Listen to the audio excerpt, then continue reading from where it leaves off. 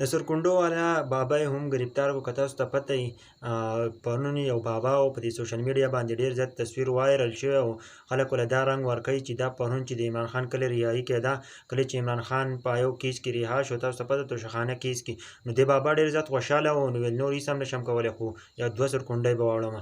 نو هغه سرکونډۍ اړېل وې، نو هغه نن څه شو وایي ګرفتار کړی شو. په سوشل میډیا باندې ډېر زیات چلیږي.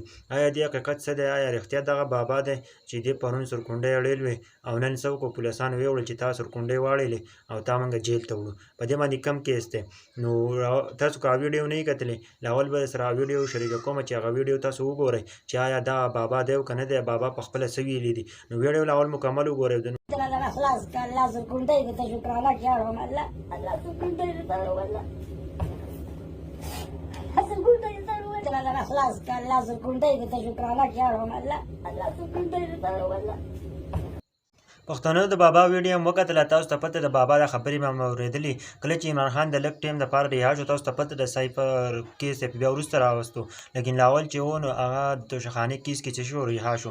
نو دې بابا چې دی نو د خپل د عمران خان سره ډېره زیاته مینه وه. نو تاسو خبرې واورېدې، وایي چې زما نور هېڅ هم نشم کولی خو یو 2 سرکونډۍ به واړوم. نو هغه 2 سرکونډۍ چې اړېل دي د هغه سره څه وشو وایي جیل ته یې ویوړ. نو مکمل حقیقت راسه وګورئ آیا دا بابا دی او که نه دی. ملګرو دا بل سیټ ته چې کومه بابا ښکارېدي، مکمل حقیقت دا دی چې دا بل بابا دی، دغه بابا نه دی. کومه چې پرون سرکونډۍ اړېل وې د عمران خان په خوشحالۍ کې هغې سرکونډۍ اړېل نو دغه بابا نه دی، دا بل بابا دی. چېرته دې یو قتل کړی او نو د هغه په وجه باندې دی ګرفتار کړی دی، لیکن د بابا هغه بابا په شان ښکاري کومه چې پرون د عمران خان رها کېدو باندې څه وکړو، ډېر زیات خوشحاله و، 2-3 سرکونډۍ یې واړېلې.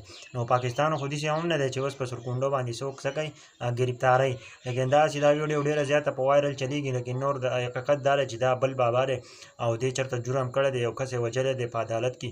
نو هغه څه وجه ده، خپل دښمن یې وژلی دی، نو د هغه وجې نه دی نن سره یې ګرفتار کړی دی. لیکن دا تصویر خلک ډېر زیات په سوشل میډیا باندې څه کوي شیر کوي او څه وایي چې کومه بابا چې و نو هغه بابا نن جیل شو، کومه چې د عمران خان دپاره 2 سرکونډۍ واړېلې او د عمران خان دپاره یې دوا کړو، ویل نور هېڅ هم نشم کولی خو 2 سرکونډۍ به واړم.